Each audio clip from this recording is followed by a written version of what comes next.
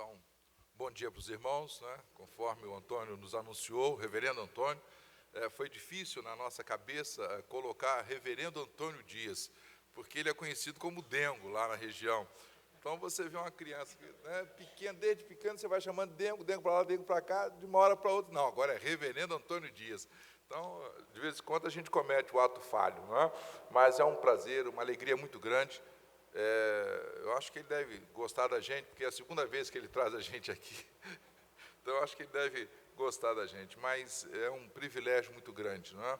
Deus nos tem dado a oportunidade de servir a igreja dele já há quase 20 anos. Nós fazemos parte da administração da igreja, como membro da junta patrimonial e atualmente como tesoureiro da igreja. Não é? Isso tem sido para mim uma honra e um privilégio muito grande.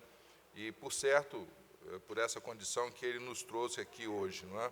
Mas, nessa manhã, né, queremos refletir com os irmãos sobre a carta de Paulo a Filemon, a carta aos Filipenses, perdão, a carta de Paulo aos Filipenses, no capítulo 4, do verso 1 ao verso 7, aqueles irmãos que puderem ficar em pé em reverência à palavra do Senhor, eu os convido.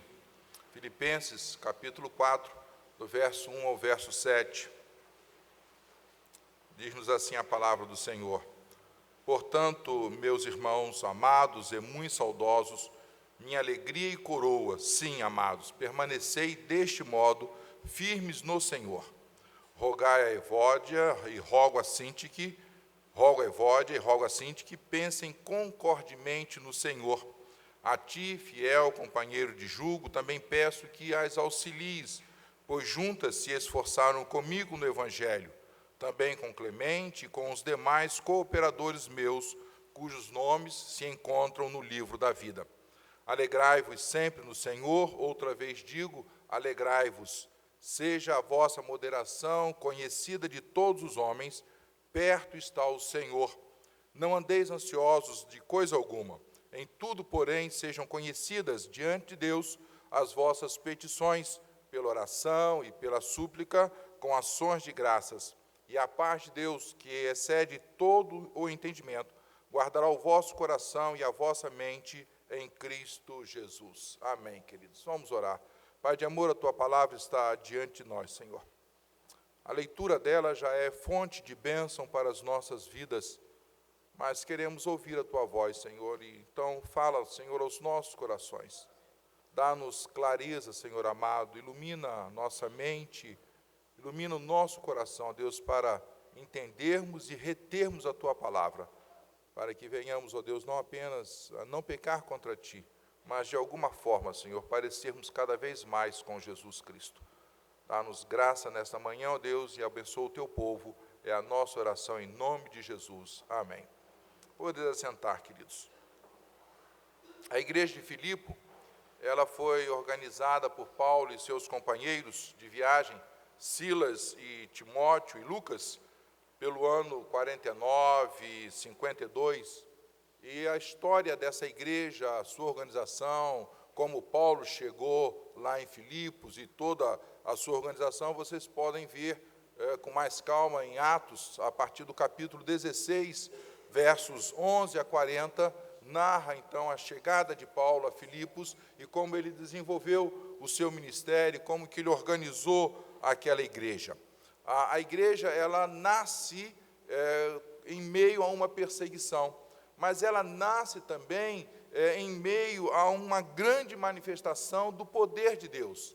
É nessa igreja, nessa cidade, que ocorre a conversão de Lídia e sua família. É ali que uma jovem adivinhadora é curada, aquele espírito demoníaco que fazia com que ela adivinhasse é eliminado. É nessa cidade que Paulo e Silas são livres da prisão e do açoitamento. É nessa cidade que ocorre a conversão do carcereiro e toda a sua família. É ali que as autoridades se curvam diante de Paulo e Silas para pedir desculpas formais por terem preso e por terem mandado açoitar Paulo. Então, há um paradoxo muito interessante nessa igreja, Porque, ao mesmo tempo em que há uma perseguição, há também uma forte manifestação do poder e da graça de Deus. Não é?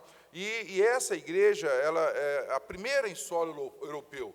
Então, ela tem uma particularidade, uma importância para nós ocidentais muito grande, porque foi a primeira igreja do lado ocidental a ser organizada. E Paulo, então, tem por essa igreja um carinho, tem por essa igreja uma consideração muito grande.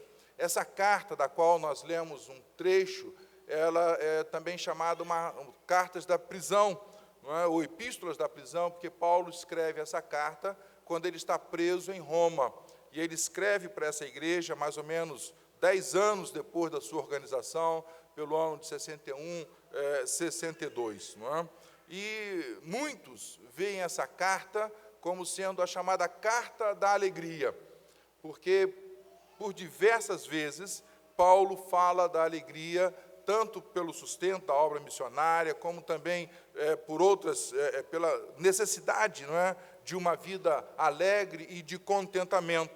Mas, particularmente, eu creio que o pano de fundo dessa carta não é a alegria, e nem muito menos a gratidão que Paulo externa àquela igreja, por ser uma das igrejas que sustentou todo o seu ministério.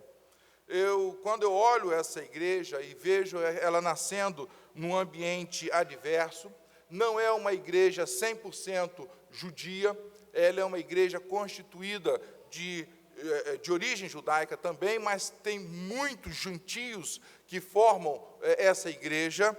Ela está numa cidade romana, onde as leis e os costumes não são os costumes judios. É uma igreja, então, inserida num contexto romano, num contexto cultural romano, num contexto totalmente diferente de um contexto judaico, em que pese haver nessa igreja uma boa quantidade de irmãos de procedência judaica, mas ela não pode ser considerada uma igreja judaica, ela é considerada, sim, uma igreja gentia, uma igreja em solo gentio.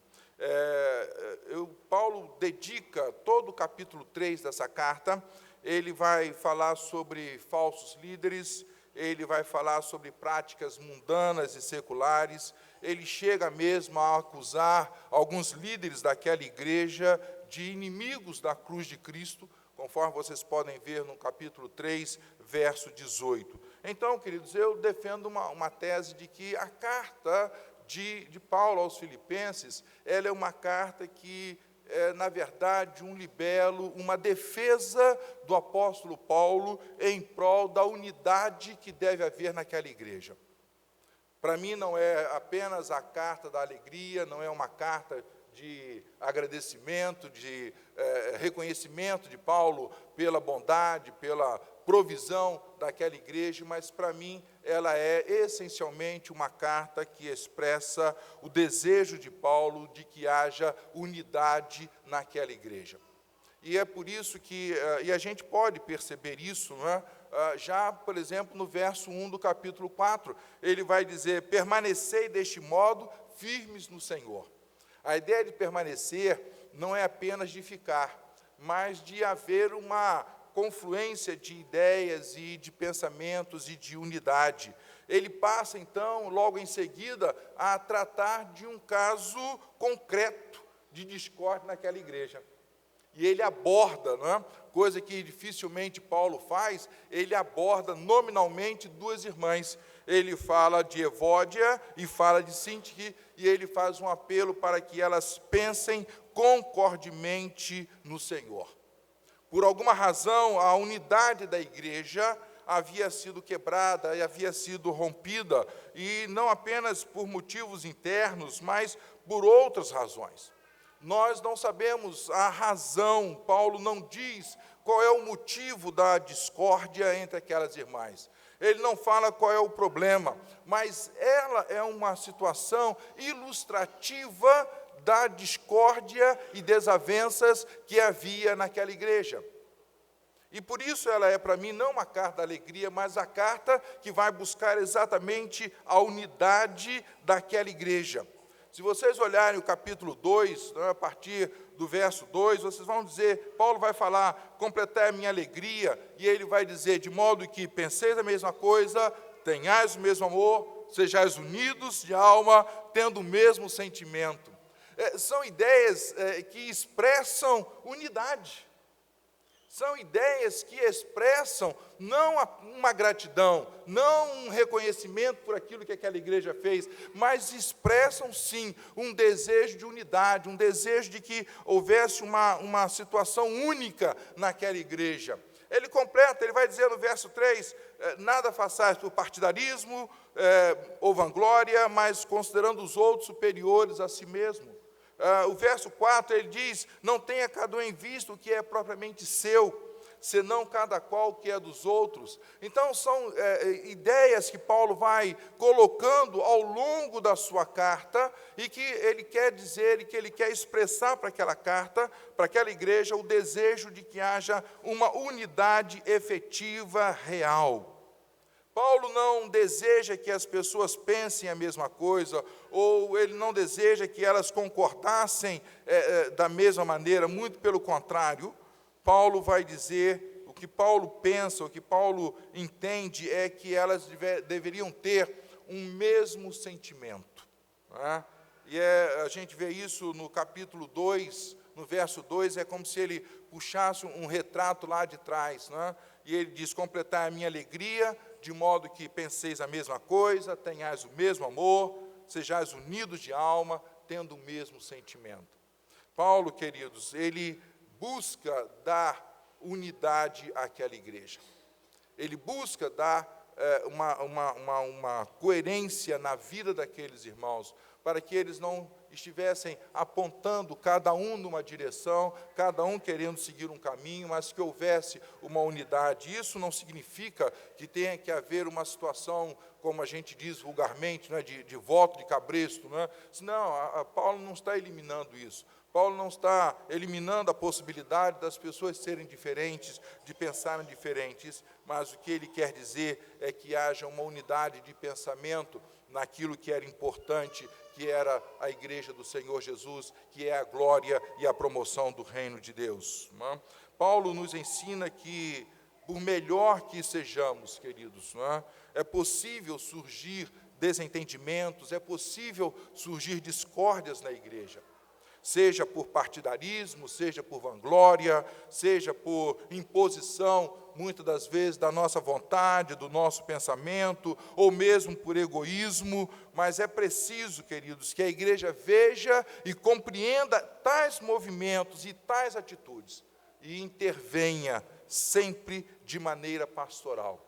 Eu acho muito interessante quando Paulo ele pede socorro a um irmão local, né, para que ajude aquelas irmãs.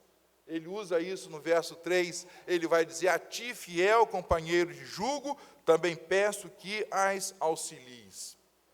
Essa expressão, fiel companheiro de jugo, refere-se naturalmente a um irmão que Paulo não declina o nome, poderia ter dito, como disse, as duas irmãs, né, mas não diz. Não há consenso também de quem Paulo esteja falando, se ele está pedindo para Afrodito, ou para Silas, ou talvez Lucas, ou mesmo o próprio Timóteo, não há consenso, mas o que nós percebemos disso é que Paulo faz um apelo a alguém dotado pelo Espírito Santo para intervir na conciliação daquelas duas irmãs. E isso eu acho que é uma situação que não é uma exclusividade do reverendo Antônio Dias, ou uma exclusividade dos presbíteros da igreja. Eu acho que isso é uma situação que pode acontecer a qualquer um de nós aqui presente. Nós podemos, sim, em situações especiais, intervir na vida dos nossos irmãos para ajudá-los na caminhada cristã, a aparar arestas, a diminuir áreas de atrito, a mostrar que muitas das vezes a gente está numa perrengue, numa briga totalmente inútil, que não vai levar a lugar nenhum, que não vai levar a situação nenhuma, apenas para provocar desgastes, apenas para provocar situações de discórdias e desavenças no meio da igreja. Então Paulo apela para essa pessoa. Por isso também é bom ele não ter dito o nome, né? porque aí se encaixa em qualquer pessoa. Qualquer um de nós, né, somos, na verdade, companheiros de jugo. Nós servimos ao mesmo Senhor, fomos salvos pela mesma graça, o mesmo Espírito habita sobre nós, nós somos companheiros de jugo. Independente de sermos presbíteros, ou pastores, ou diáconos, mas somos companheiros de jugo. E é isso que Paulo está apelando. Ele apela para que a igreja ajude e auxilie. Essa recomendação de Paulo nos leva a compreender pelo menos duas situações. Primeiro, nós precisamos de pessoas aptas na igreja a dar conselhos e a ajudar em momentos de crises na igreja. Precisamos de pessoas com um coração pastoral. E, nesse sentido, eu falo não como um atributo exclusivo de pastores e presbíteros, mas de irmãos capacitados e dotados por Deus para consolo e exortação. O segundo aspecto que surge, que destaca, é que os problemas podem surgir na igreja de gente boa na igreja. Eu lembro do reverendo Jeremias, ele que gosta dessa expressão, né? Ô, gente boa, né? De gente boa na igreja. Pessoas que trabalham, pessoas que se esforçam no Evangelho. Paulo dá esse testemunho daquelas duas irmãs. Ele diz, pois juntas se esforçaram comigo no Evangelho. Ao mesmo tempo em que nós percebemos a necessidade de pessoas capacitadas pelo Espírito Santo para atuar como verdadeiros bombeiros na igreja, Paulo também me diz que esses problemas podem surgir de onde a gente menos espera. De gente boa na igreja, gente que está trabalhando, gente que está labutando, gente que está fazendo as coisas acontecerem. Isso faz com que eu coloque, né, literalmente a minha barba de molho, né, porque de repente eu posso ser o problema e não estou sabendo. Eu posso ser a pessoa que está criando dificuldades e às vezes não sei. Talvez pela imposição da minha vontade, talvez por achar que eu estou certo e o outro está errado, talvez por achar que eu sou o que sou, então tem que ser do jeito que eu quero. Nós precisamos entender, queridos, que muitas das vezes os problemas surgem na igreja de gente boa, de gente que está trabalhando, de gente que está efetiva na igreja, de pessoas que dão uma contribuição valorosa. Mas, em contrapartida, há sempre alguém na igreja que pode atuar pastoralmente nessas situações. Não apenas o pastor da igreja, os pastores da igreja, não apenas o conselho da igreja, mas irmãos, companheiros de jugo, podem intervir de maneira positiva. Segundo aspecto que me chama a atenção é como buscar, então, essa unidade na igreja. Como que Paulo orienta nesse sentido? Eu acho que os versos 4 a 6, Paulo dá algumas orientações. Paulo estabelece pelo menos 3 caminhos a seguir na busca dessa unidade. O primeiro caminho que ele coloca é: alegrai-vos sempre no Senhor. A chave do versículo não é a expressão alegrai-vos, mas a chave é no Senhor. Então, seria a fé dos filipenses em Deus que geraria uma alegria prática e realística, ao tempo em que daria as condições necessárias para se enfrentar as dificuldades e perseguições, criando o ambiente propício para o desenvolvimento da unidade. Você chega no ambiente, não é? E você já chega com a cara amarrada, o negócio já começa ruim. Não é? Principalmente no meu caso, né? Eu já tenho uma cara feia, né? Barbudo assim, a minha primeira impressão é terrível, eu sei disso, né? Então eu tenho que minimizar as coisas, né? Eu peguei um hábito, por exemplo, quando eu vou comprar algum produto, né? E eu vou dizendo, não, eu quero isso, quero aquilo, aí paro, né? E naturalmente o atendente vira, mais alguma coisa? Sim, eu quero um desconto de 10%. Sempre abre um sorriso no coração do caixa, sempre abre um sorriso no coração da atendente. Né? A alegria, queridas, é o caminho primeiro que Paulo estabelece para se ter unidade na igreja. Nós não vamos conseguir ter unidade de cara amarrada. Nós não vamos conseguir ter unidade se a gente não consegue rir junto com os irmãos, se a gente não consegue se alegrar com os irmãos, se a gente não consegue sentir prazer na vida dos irmãos. E isso vai quebrar barreiras, isso vai eliminar distâncias, isso vai fazer com que a gente se aproxime efetivamente do outro, vai fazer com que a gente tenha empatia com o outro, vai fazer com que eu consiga entender e suportar a dor, a aflição, aquilo que está com o meu irmão, vai fazer com que eu consiga chegar até lá, porque eu vou ter uma alegria no Senhor. Não é uma alegria minha, porque naturalmente nós não somos alegres. Essa alegria é no Senhor. Nós vamos ter que buscar isso em Deus para podermos caminhar em unidade na igreja do Senhor Jesus. O segundo caminho que Paulo me aponta é que a minha moderação deve ser conhecida de todos os homens, verso 5. E aí eu quero destacar o sentido da palavra moderação, para que a gente possa entender o que Paulo está efetivamente falando. O sentido da palavra no grego é ser magnânimo, que supera ofensas. Ou seja, é uma pessoa que tem uma disposição amável e honesta com outras pessoas, a despeito das suas faltas.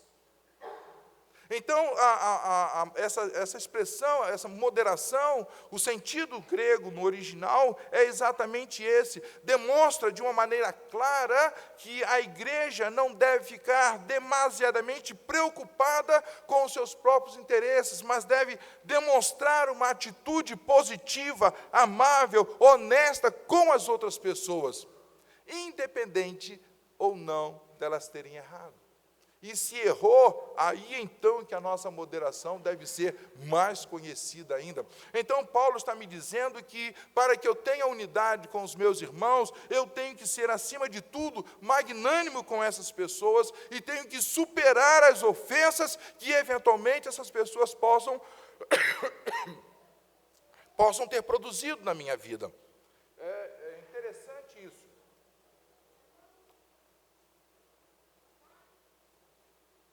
Isso significa, irmãos, que não tem espaço na minha vida para guardar mágoas ou ressentimentos.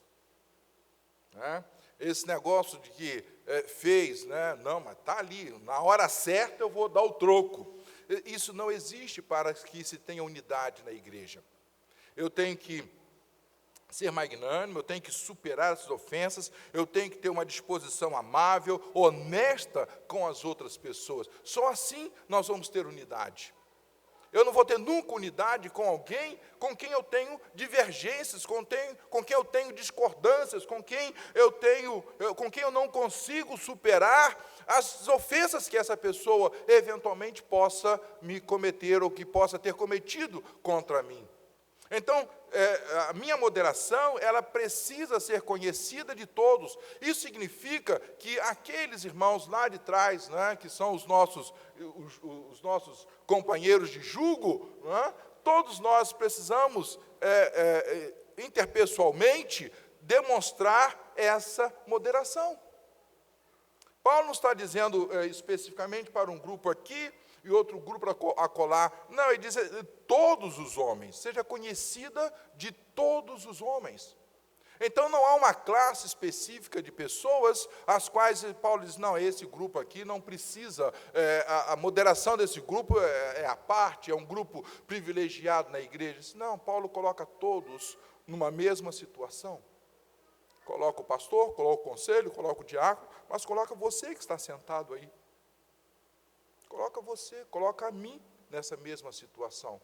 Então, nós só vamos poder buscar a alegria, buscar essa unidade, primeiro, tendo essa disposição para a alegria no Senhor, segundo, tendo a minha moderação conhecida, ou seja, superando as minhas dificuldades com todos, e terceiro, Paulo vai dizer que eu não preciso ou não posso ser ansioso de coisa alguma. E ele vai dizer no verso 4, não andeis ansiosos de coisa alguma, em tudo, porém, sejam conhecidas diante de Deus as vossas petições, pela oração, pela súplica, com ações de graças.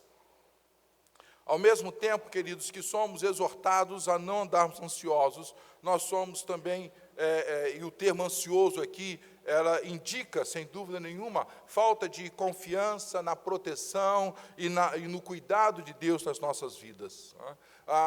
Como que nós vamos ter unidade, queridos, se nós não conseguimos depositar em Deus a nossa esperança? Como que nós vamos ter unidade se nós não conseguimos esperar no Senhor, que vai prover todas as coisas acerca da nossa vida? Isso vai gerar uma inquietação no meio da igreja, vai gerar talvez alguma atitude impulsiva de um ou de outro, querendo resolver o problema do seu jeito e da sua maneira, querendo chamar a si a solução de um problema ou o encaminhamento de alguma coisa, quando, na verdade, deveríamos descansar, colocar isso diante do Senhor e esperar o tempo de Deus na nossa vida, na vida da igreja, na vida daquilo que fazemos. Jesus ensina em Mateus 6:25, por isso vos digo, não andeis ansiosos pela vossa vida, quanto ao que haveis de comer ou beber, nem pelo vosso corpo, quanto ao que haveis de vestir. Não é a vida mais do que alimento e o corpo mais do que a veste? Jesus, na sequência desse texto, ele vai falar das aves, ele vai falar que não podemos acrescentar um côvado à nossa vida, ele vai falar da beleza dos lírios, vai dizer que nem Salomão, em toda a sua grandeza, se compara a um lírio ou se vestiu como tal. Na verdade, queridos, nós somos desafiados a colocar diante de Deus as nossas necessidades e ansiedades, pela súplica, pela oração, porque Ele tem cuidado de nós. Ele provê as coisas. E uma das formas da gente ter essa unidade é exatamente saber em quem nós vamos depositar a nossa esperança. É saber exatamente em quem nós confiamos plenamente, em quem nós temos a certeza que dirige as nossas vidas. E se eu sei que Deus dirige a minha vida, eu posso então ter uma vida mais calma, mais tranquila, sabendo que Ele vai prover e vai cuidar de mim durante toda a minha existência. Isso vai fazer com que isso vai fazer com que a igreja tenha harmonia, porque ela vai dizer assim, nós não dependemos, num certo sentido, de alguém ou de uma situação. Não dependemos da igreja ter muito dinheiro ou pouco dinheiro, não dependemos de ter um grande patrimônio ou alguma coisa. Ela sabe que a sua dependência está, na verdade, no Senhor. Jesus, lá em Mateus 6, 31 e 33, ele vai dizer, portanto, não vos inquieteis dizendo, que comeremos ou que beberemos, ou com que nos vestiremos? Vosso Pai Celeste sabe que necessitai de todas elas. Buscai, pois, em primeiro lugar o seu reino e a sua justiça, e todas estas coisas vos serão acrescentadas. Logo, não há espaço na vida do crente para ansiedade, não há espaço na vida do crente para temer o futuro, porque tanto o nosso presente como o nosso futuro está nas mãos de Deus. Terceira coisa, queridos, que me chama a atenção nesse texto para a unidade, é que quem guarda ou quem sustenta essa unidade é o Senhor.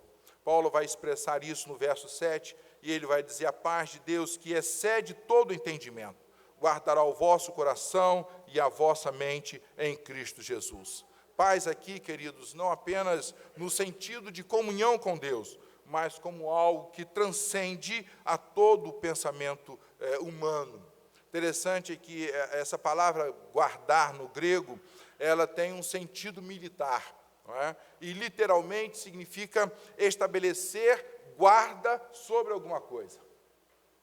Estabelecer guarda sobre alguma coisa. O sentido é militar, é de pôr vigilância, de você colocar pessoas que tomem conta ali para que não aconteça alguma coisa. Paulo vivenciou isso quando ele estava em Damasco, e ele é obrigado a fugir pelo muro de Damasco, descendo aquele cesto. A igreja faz isso porque o governador da cidade, o preposto do rei Aretas, montou guardas na cidade dos damascenos para prender Paulo. Montou guarda, vamos vigiar aqui, porque ele vai passar aqui, e a hora que ele passar, a gente segura ele. A ideia é exatamente essa. Deus, queridos, Ele põe guardas em nossa vida. É Ele quem vigia, é Ele quem segura. A nossa unidade não está garantida no conselho da igreja, nem no pastor reverendo no Antônio Dias, por mais que eu goste dele. A unidade dessa igreja, ela está guardada por Deus. É Ele quem vigia vocês. É Ele quem dá o entendimento. É Ele quem guarda o coração de vocês. É Ele quem guarda a mente em Cristo de vocês. Então, é preciso que a gente tenha essa compreensão, porque muitas das vezes a gente age como se nós fôssemos estranhos ao corpo de Cristo, mas nós estamos inseridos nesse corpo de Cristo. E essa paz de Deus, é ela quem vai exceder a todo entendimento e vai guardar o nosso coração, vai guardar a nossa mente em Cristo Jesus. É por isso que nós podemos ter unidade, porque os pensamentos e as setas malignas, aquilo que Satanás possa querer invadir e colocar em nossas mentes ou invadir em nossa igreja, ele não vai conseguir, porque nós estaremos efetivamente protegidos pela paz de Deus, que excede esse entendimento e que guarda as nossas vidas. Como que isso acontece, Alfredo? Eu não sei. Quando chegar na glória, você pergunta. Mas é uma questão que transcende a nossa mente, que transcende a nossa percepção. Como é que Deus vai guardar isso? Como que Deus vai exceder esse entendimento? É por isso que a nossa vida ela tem um aspecto transcendental, alguma coisa que foge à nossa compreensão, foge à nossa simples percepção. O objetivo de Paulo, queridos, é manter a unidade daquela igreja, diante de ensinos contrários, e vocês podem ver isso de maneira muito clara, lendo o capítulo 3 dessa carta, onde Paulo vai enumerar uma série de coisas. Paulo precisa dizer, então, àquela igreja que a unidade deles estava protegida, porque Deus é quem haveria de fazer essa proteção. Desejo concluir, queridos, dizendo que o objetivo de Paulo, mais do que externar a alegria, mais do que externar contentamento, mais do que externar satisfação, por aquela igreja ser uma das igrejas que sustentou o ministério do apóstolo durante todo o tempo, Paulo quer dizer que aquela igreja precisa, na verdade, manter a unidade diante dos ataques malignos. Paulo quer dizer que aquela igreja precisa manter a unidade, porque os ataques satânicos, eles estavam ao redor. Era uma igreja que estava diante de perseguição, e ela precisava de unidade. Mas essa unidade, ela muitas das vezes, ela pode ser quebrada. Pode ser quebrada por pessoas internas da igreja, por gente boa que está aí trabalhando, lutando. Mas se eventualmente ela for quebrada, nós podemos resgatar isso, através da nossa alegria, através da nossa moderação, através do conhecimento de que todas as minhas ansiedades devem estar depositadas nas mãos de Deus. Que o Senhor nos abençoe, que o Senhor nos guarde, e que o Senhor faça de nós uma igreja unida segundo o seu coração, para a sua glória e para o seu serviço. Amém, queridos.